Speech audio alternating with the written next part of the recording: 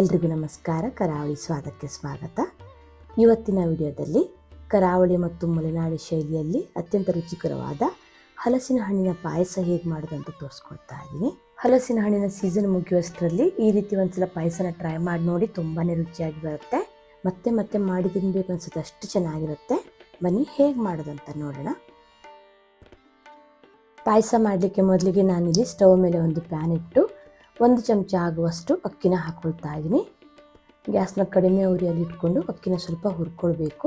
ಒಂದು 2 ರಿಂದ 3 ನಿಮಿಷ ಅಕ್ಕಿನ ಸ್ವಲ್ಪ ಹುರ್ಕೊಂಡಾದ್ಮೇಲೆ ನಂತರ ಇದಕ್ಕೆ ಒಂದು ಅರ್ಧ ಚಮಚ ಆಗುವಷ್ಟು ಗಸಗಸೆನ ಹಾಕ್ಕೊಳ್ತಾ ಇದ್ದೀನಿ. ಇದನ್ನು ಸಹ ಗ್ಯಾಸ್ನ ಕಡಿಮೆ ಉರಿಯಲ್ಲಿ ಇಟ್ಕೊಂಡು ಹುರ್ಕೊಳ್ಬೇಕು, ಇಲ್ಲಾಂದರೆ ಗಸಗಸೆ ಸೀದು ಹೋಗ್ಬಿಡುತ್ತೆ. ಅಕ್ಕಿ ಮತ್ತು ಗಸಗಸೆ ಎರಡನ್ನೂ ಚೆನ್ನಾಗಿ ಹುರ್ಕೊಂಡು ನಂತರ ಇದನ್ನು ಮಿಕ್ಸಿ ಜಾರಿಗೆ ಸೇರಿಸ್ಕೊಳ್ತಾ ಇದ್ದೀನಿ. ಹಾಗೆ ಒಂದು 3/4 ಕಪ್ ಆಗುವಷ್ಟು ಕಾಯಿ ತುರಿನ ಹಾಕ್ಕೊಳ್ತಾ ಇದ್ದೀನಿ. ಒಂದು 6 ಆಗುವಷ್ಟು ಏಲಕ್ಕಿನ ಹಾಕ್ಕೊಳ್ತಾ ಇದ್ದೀನಿ, ಒಳ್ಳೆ ಘಮ ಬರುತ್ತೆ. ರುಬ್ಲಿಕ್ಕೆ ಒಂದು ಅರ್ಧ ಕಪ್ ಆಗುವಷ್ಟು ನೀರು ಹಾಕ್ಕೊಂಡು ನುಣ್ಣಗೆ ಇದನ್ನು ರುಬ್ಕೊಳ್ಬೇಕು. ನೋಡಿ, ಈ ರೀತಿ ನೈಸಾಗಿ ರುಬ್ಕೊಂಡು ಸೈಡಲ್ಲಿ ಎತ್ತಿಟ್ಕೊಳ್ತಾ ಇದ್ದೀನಿ. ನಂತರ ಒಂದು ಕುಕ್ಕರ್ ತೊಗೊಂಡು ಒಂದು 1/4 ಕಪ್ ಆಗುವಷ್ಟು ಕಡಲೆಬೇಳೆನ ಹಾಕ್ಕೊಳ್ತಾ ಇದ್ದೀನಿ. ಒಂದು 2 ರಿಂದ 3 ಸಲ ಕಡಲೆಬೇಳೆನ ಚೆನ್ನಾಗಿ ವಾಶ್ ಮಾಡಿಕೊಂಡು ನಂತರ ಇದಕ್ಕೆ ನೀರು ಸೇರಿಸ್ಕೊಳ್ತಾ ಇದ್ದೀನಿ.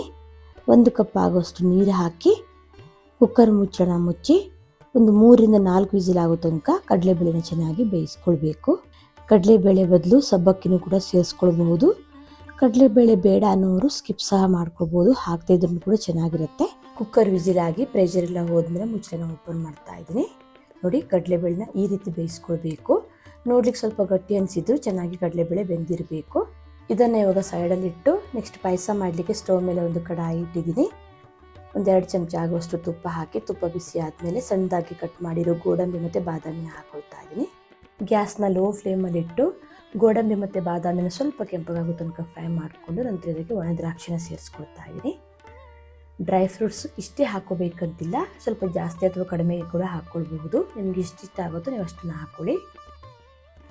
ಡ್ರೈ ಫ್ರೂಟ್ಸ್ನ ಸ್ವಲ್ಪ ಜಾಸ್ತಿ ಹಾಕೊಳ್ಳೋದ್ರಿಂದ ಪಾಯಸದ ಟೇಸ್ಟ್ ತುಂಬಾ ಚೆನ್ನಾಗಿ ಬರುತ್ತೆ. ಹುರಿದಿರೋ ಡ್ರೈ ಫ್ರೂಟ್ಸ್ನೆಲ್ಲ ಒಂದು ಪ್ಲೇಟಿಗೆ ಹಾಕಿ ಸೈಡಲ್ಲಿ ಎತ್ತಿಟ್ಕೊಳ್ತಾ ಇದ್ದೀನಿ. ನಂತರ ಅದೇ ತುಪ್ಪಕ್ಕೆ ಸಣ್ಣದಾಗಿ ಕಟ್ ಮಾಡಿರೋ ಒಂದು 3/4 ಕಪ್ ಆಗುವಷ್ಟು ಹಲಸಿನ ಹಣ್ಣನ್ನು ಹಾಕ್ಕೊಳ್ತಾ ಇದ್ದೀನಿ. ತುಪ್ಪ ಬೇಕಿದ್ರೆ ಮತ್ತೆ ಸ್ವಲ್ಪ ಹಾಕ್ಕೊಳ್ಬಹುದು. ಗ್ಯಾಸ್ನ ಕಡಿಮೆ ಉರಿಯಲ್ಲಿ ಇಟ್ಕೊಂಡು ಹಲಸಿನ ಹಣ್ಣನ್ನು ಸ್ವಲ್ಪ ಫ್ರೈ ಮಾಡ್ಕೊಳ್ಬೇಕು. ಒಂದು 2 ರಿಂದ 3 ನಿಮಿಷ ಹಸಿ ವಾಸನೆ ಹೋಗೋ ತನಕ ಹಲಸಿನ ಹಣ್ಣನ್ನು ಚೆನ್ನಾಗಿ ಫ್ರೈ ಮಾಡ್ಕೊಳ್ಳೋದ್ರಿಂದ ಪಾಯಸದ ಟೇಸ್ಟ್ ತುಂಬಾ ರುಚಿಯಾಗಿ ಬರುತ್ತೆ. ನಂತರ ಇದಕ್ಕೆ ಬೇಯಿಸ್ಕೊಂಡಿರೋ ಕಡಲೆಬೇಳೆನ ಸೇರಿಸ್ಕೊಳ್ತಾ ಇದ್ದೀನಿ. ಕಡಲೆಬೇಳೆ ಬೇಡ ಅನ್ನೋರು ಕಡಲೆಬೇಳೆ ಬದಲು ಹೆಸರುಬೇಳೆ ಅಥವಾ ಸಬ್ಬಕ್ಕಿನೂ ಕೂಡ ಸೇರಿಸ್ಕೊಳ್ಬಹುದು. ನೋಡಿ, ಈ ರೀತಿ ಚೆನ್ನಾಗಿ ಒಂದ್ಸಲ ಮಿಕ್ಸ್ ಮಾಡಿಕೊಂಡು ನಂತರ ಇದಕ್ಕೆ 1 ಕಪ್ ಆಗುವಷ್ಟು ನೀರು ಹಾಕಿ ನೀಟಾಗಿ ಒಂದ್ಸಲ ಮಿಕ್ಸ್ ಮಾಡಿಕೊಂಡು ಮುಚ್ಚಳನ ಮುಚ್ಚಿ ಒಂದು 2 ನಿಮಿಷ ಇದನ್ನು ಬೇಯಿಸ್ಕೊಳ್ತಾ ಇದ್ದೀನಿ. ಜಾಸ್ತಿ ಬೇಡ, ಆಲ್ರೆಡಿ ಹಲಸಿನ ಹಣ್ಣನ್ನು ಸ್ವಲ್ಪ ಫ್ರೈ ಮಾಡ್ಕೊಂಡಿರೋದ್ರಿಂದ ಹಾಗೆ ಕಡಲೆಬೇಳೆನೂ ಕೂಡ ಬೇಯಿಸ್ಕೊಂಡಿರೋದ್ರಿಂದ ಜಾಸ್ತಿ ಹೊತ್ತು ಬೇಯಿಸ್ಕೋಬೇಕಂತಿಲ್ಲ. ಒಂದು 2 ನಿಮಿಷ ಬೇಯಿಸ್ಕೊಂಡು ನಂತರ ನೋಡಿ, ಈ ಹಂತದಲ್ಲಿ ರುಬ್ಬಿಟ್ಕೊಂಡಿರೋ ಕಾಯಿನ ಸೇರಿಸ್ಕೊಳ್ತಾ ಇದ್ದೀನಿ. ಹಾಗೆ ಸ್ವಲ್ಪ ನೀರು ಕೂಡ ಸೇರಿಸ್ಕೊಳ್ತಾ ಇದ್ದೀನಿ. ಪಾಯಸ ಯಾವ ಹದದಲ್ಲಿ ಬೇಕು ಅಂತ ನೋಡಿಕೊಂಡು ಅಷ್ಟು ನೀರನ್ನು ಸೇರಿಸ್ಕೊಳ್ಳಿ.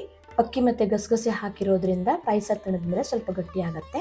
ನೋಡಿ, ಈ ಹದದಲ್ಲಿ ಅಡ್ಜಸ್ಟ್ ಮಾಡಿಕೊಂಡು ನಂತರ ಇದಕ್ಕೆ ಸಿಹಿಗೆ ಬೆಲ್ಲ ಸೇರಿಸ್ಕೊಳ್ತಾ ಇದ್ದೀನಿ. ಬೆಲ್ಲದ ಬದಲು ಸಕ್ಕರೆ ಕೂಡ ಬಳಸಬಹುದು, ಬೆಲ್ಲ ಹಾಕೋದ್ರಿಂದ ರುಚಿ ಜಾಸ್ತಿ. ಬೆಲ್ಲನ ಸ್ವಲ್ಪ ನೀರು ಹಾಕಿ ಸೋಸಿ ಕೂಡ ಹಾಕ್ಕೊಳ್ಬಹುದು. ನಾನಿಲ್ಲಿ ಬೆಲ್ಲ ಚೆನ್ನಾಗಿದೆ ಅಂತ ಸೋಸಿ ಹಾಕೊಂಡಿಲ್ಲ. ನಂತರ ಇದಕ್ಕೆ 1 ಕಪ್ ಆಗುವಷ್ಟು ಹಲಸಿನ ಹಣ್ಣನ್ನು ನೋಡಿ ಈ ರೀತಿ ರುಬ್ಬಿ ಪೇಸ್ಟ್ ಮಾಡಿ ಹಾಕೊಂಡಿದ್ದೀನಿ. ರುಬ್ಬಿರೋ ಮಿಕ್ಸಿ ಜಾರಿಗೆ ಒಂದು 1/4 ಕಪ್ ಆಗುವಷ್ಟು ನೀರು ಹಾಕಿ ಆ ನೀರನ್ನು ಕೂಡ ಸೇರಿಸ್ಕೊಂಡಿದ್ದೀನಿ. ಹಾಗೆ ತುಪ್ಪದಲ್ಲಿ ಫ್ರೈ ಮಾಡಿ ಇಟ್ಕೊಂಡಿರೋ ಡ್ರೈ ಫ್ರೂಟ್ಸ್ನ ಕೂಡ ಹಾಕ್ಕೊಳ್ತಾ ಇದ್ದೀನಿ. ಜೊತೆಗೆ ಒಂದು 1/4 ಚಮಚ ಆಗುವಷ್ಟು ಉಪ್ಪು ಹಾಕ್ಕೊಳ್ತಾ ಇದ್ದೀನಿ. ಉಪ್ಪು ಹಾಕೋದ್ರಿಂದ ಸಿಹಿ ಚೆನ್ನಾಗಿ ಬ್ಯಾಲೆನ್ಸ್ ಆಗುತ್ತೆ. ಉಪ್ಪು ಆಪ್ಷನಲ್, ಬೇಡ ಅನ್ನೋದು ಸ್ಕಿಪ್ ಮಾಡ್ಕೊಳ್ಬಹುದು. ಇದಿಷ್ಟನ್ನು ಹಾಕಿ ಚೆನ್ನಾಗಿ ಮಿಕ್ಸ್ ಮಾಡಿಕೊಂಡು ಕುದಿಲಿಕ್ಕೆ ಬಿಡೋಣ. ಒಂದು 4 ರಿಂದ 5 ನಿಮಿಷ ಗ್ಯಾಸ್ನ ಮಧ್ಯಮ ಉರಿಯಲ್ಲಿ ಇಟ್ಕೊಂಡು ಚೆನ್ನಾಗಿ ಕುದಿಸ್ಕೊಳ್ಳಿ. ಹಲಸಿನ ಹಣ್ಣಿನ ಫ್ಲೇವರ್ ಎಲ್ಲ ಚೆನ್ನಾಗಿ ಬಿಟ್ಕೊಳ್ಳಿ. ಜೊತೆಗೆ ನಾನಿಲ್ಲಿ ಒಂದು 2 ಚಮಚ ಆಗುವಷ್ಟು ತುಪ್ಪ ಹಾಕ್ಕೊಳ್ತಾ ಇದ್ದೀನಿ. ಇದು ಆಪ್ಷನಲ್, ಸ್ವಲ್ಪ ತುಪ್ಪ ಸೇರಿಸೋದ್ರಿಂದ ರುಚಿ ತುಂಬಾ ಚೆನ್ನಾಗಿರುತ್ತೆ.